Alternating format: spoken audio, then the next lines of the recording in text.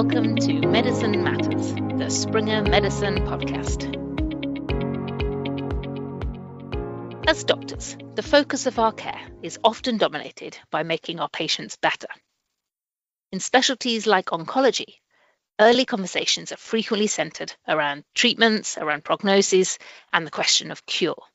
But what about the broader picture for our patients' lives?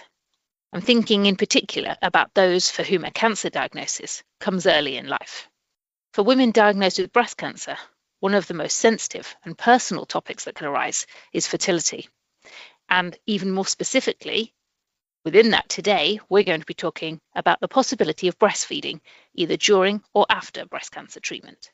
Breastfeeding is not only a source of nourishment for infants, but also an opportunity for emotional connection and healing for new mothers. For patients who have undergone breast cancer treatment, the question of whether breastfeeding is feasible or indeed safe can be enormously important. And for clinicians, the answers are often very complex and fraught with uncertainty. We're hoping that our discussions today will be able to clarify some of the clinical factors that determine whether we should recommend breastfeeding to our patients during or after breast cancer treatment. We'll look at surgical and drug-related considerations, the impact of chemotherapy, of radiation, of endocrine therapy, and the role of supportive care in helping these patients navigate their choices. Hello, I'm Shreya Nanda, a Senior Clinical Content Manager at Springer Medicine, focusing on oncology and rheumatology. I'm joined today by Dr. Cristina Saura from Spain, and we are going to talk about breastfeeding after a breast cancer diagnosis. We are going to focus mainly on the findings from the positive trial, which were recently presented at ESMO, but we will also go into some of the issues and the challenges. Welcome to the show, Dr. Saura. Thank you very much. Before we get going, please could you tell our listeners a little bit about yourself? I'm a medical oncologist dedicated to breast cancer care since 2007, when I finished my period of residency. I'm working at Vall d'Hebron University Hospital, initially as a medical oncologist treating breast cancer patients. I did my doctoral thesis on patients diagnosed of breast cancer during pregnancy, so this topic is very close to my heart.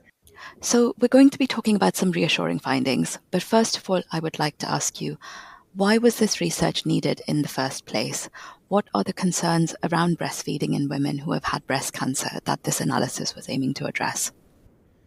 So the first question before the breastfeeding, I think that it's important to mention that we have to consider that patients that are cured of a breast cancer may have not finished or completed the family planning and want to be mothers. So the first issue before the breastfeeding is to consider pregnancy after breast cancer. So a few years ago, we started a clinical trial that it's called the positive trial, trying to address if those patients that had breast cancer and with still a desire of being mothers could take that decision without an impact in their prognosis. So between 2014 and 2019, we included in the positive clinical trial more than 500 patients with hormone receptor positive breast cancer, trying to answer that specific question. So if they could become mothers without an impact on the breast cancer of these women. And a couple of years ago, we presented at San Antonio and later on published in the New England Journal of Medicine the results of this trial that showed, with a median follow-up of more than 40 months, that the prognosis was not impacted for those patients included in the trial. It's important to note that this follow-up is too short to consider that as a definitive answer, but at least the results that we have in our hands today can help us in the clinic to discuss with the patients if they want to become mothers, at least the results of the positive trial with the follow-up that we have in our hands today. Yep, so those results were great. I remember reporting about them back when they were first reported at SABCS. So I guess then it comes back to my question, which is these women who then do become mothers, they will want to breastfeed, have that bond with their child. So what are some of the concerns that they might have?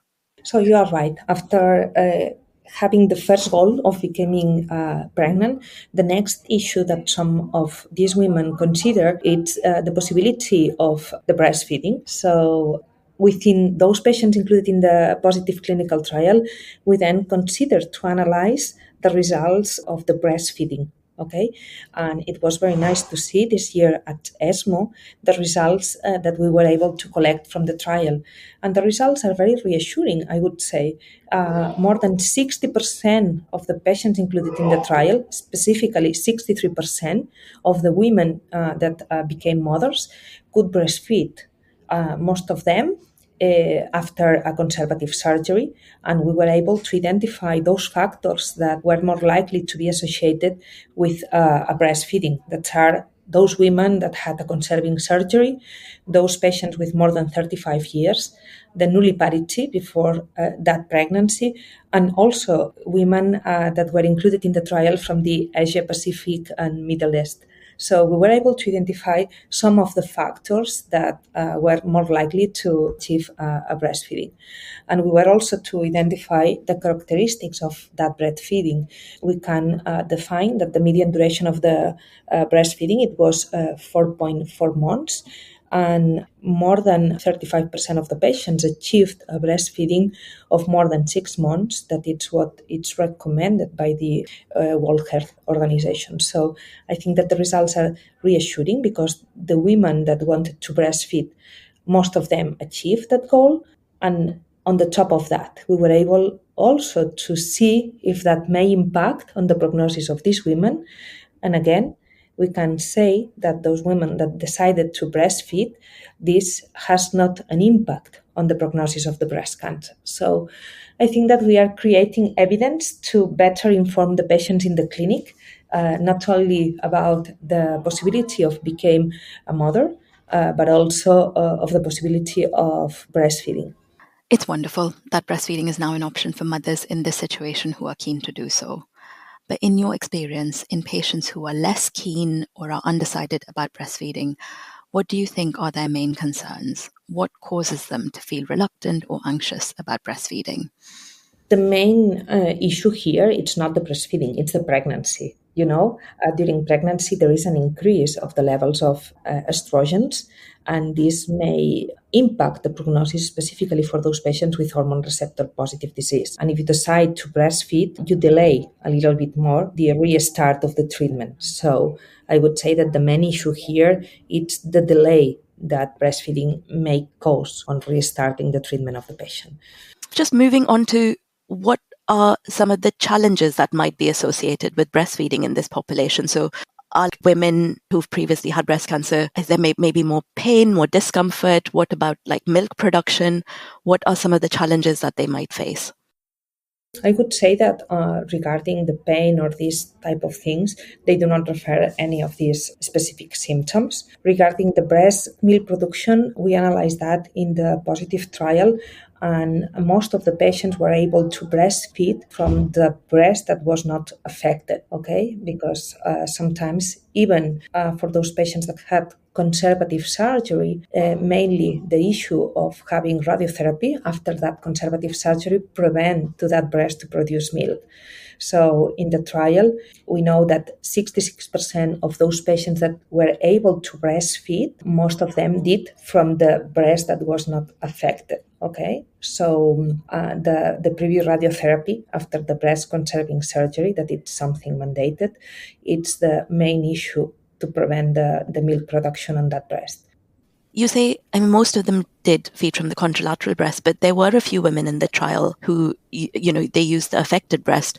So other than not losing the nipple, is there any other indication in advance that this will or won't be possible?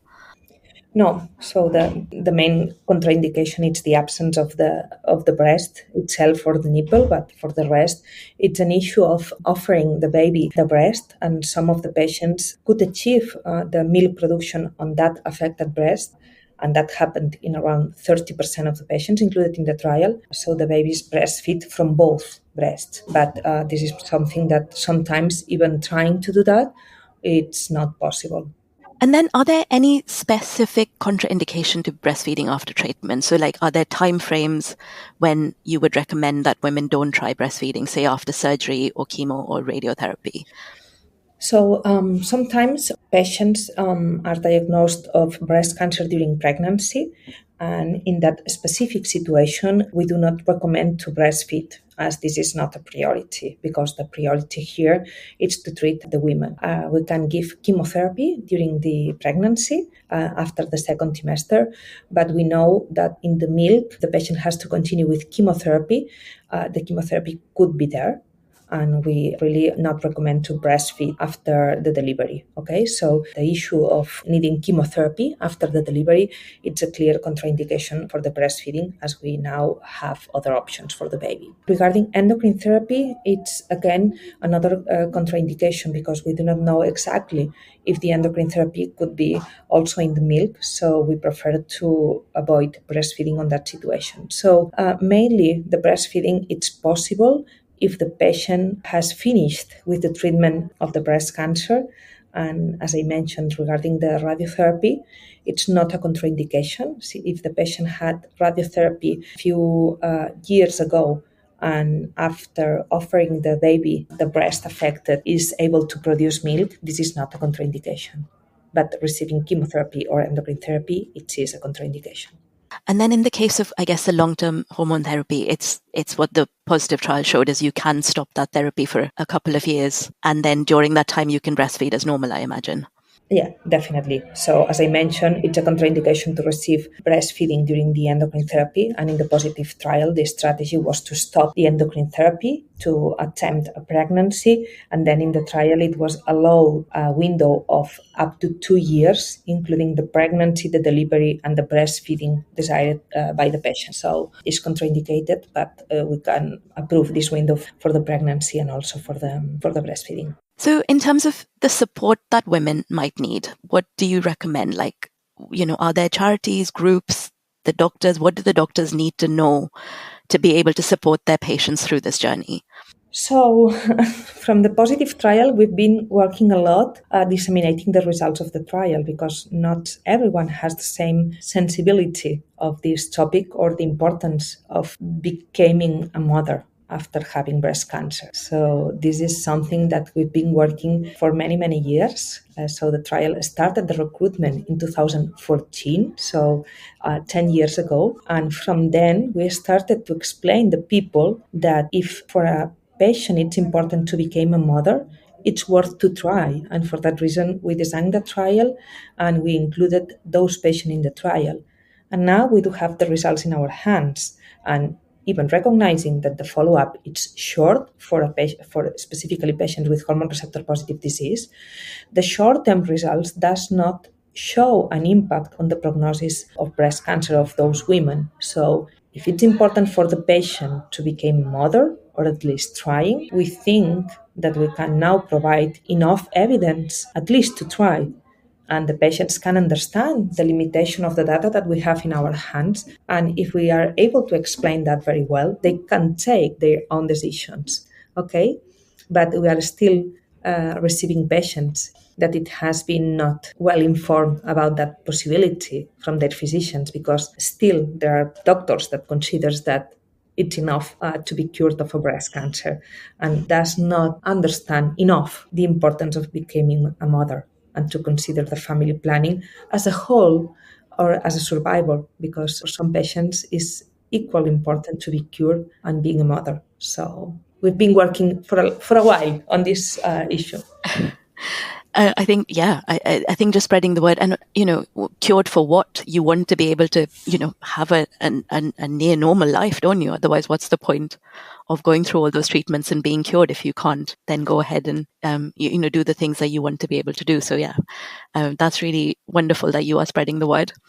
And then I guess in terms of what are the kind of next steps and what are the unanswered questions, what else needs to be addressed, say, as part of the positive study or wider? I think that what we need from the positive study, it's a longer follow-up, as I mentioned before. So this specific population of women with previous breast cancer, specifically with hormone receptor positive disease, we recognize that sometimes the relapses may happen later, let's say after 5 or after 10 years. So we definitely have to continue following those patients that were included in the positive trial to be sure that the prognosis or the relapses are not affected by that fact of becoming pregnant after the breast cancer. And we have to continue committed with the trial, following those patients and releasing the data to the community. Okay, so I think that the main goal of the most important data that we need from the positive trial is the longer follow-up and to continue reporting the outcomes of those patients that became pregnant and that breastfeed in a long-term outcomes, okay? And regarding other issues related with the breastfeeding, we are working specifically at Vall d'Hebron in a project. It's a research project trying to see if we can use the breast milk as a tool for early breast cancer diagnosis.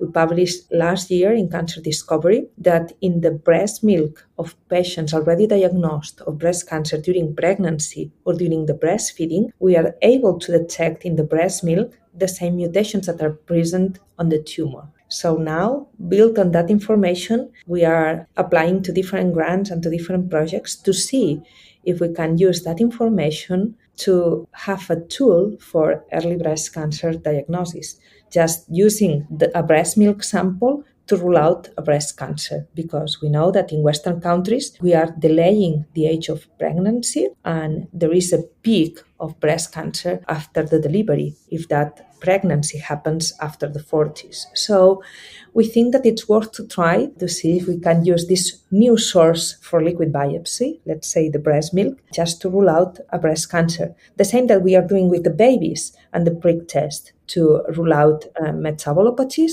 So our dream is to use just small sample of breast milk to rule out a breast cancer that after the delivery has sometimes a special bad prognosis. So this is our dream, and we are working on this research project, and we'll see if at the end we are able to demonstrate that we can use a panel that we designed for that purpose to have early detection of breast cancer. Lots to look forward to. I will keep my eyes out for the results when they start coming. So thank you very much for your time today. And thank you for taking the time to speak to me. It's been really wonderful. Thank you, Sharia, for giving us the opportunity to continue educating the community, explaining the results of the positive trial and how important it is to become pregnant for some women after a breast cancer. Thank you very much.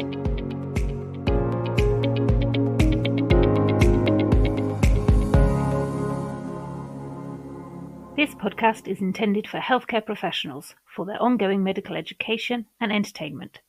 It should not replace the professional advice of a doctor or pharmacist and may not be used as a basis for diagnosis or any change to the prescribed treatment of disease.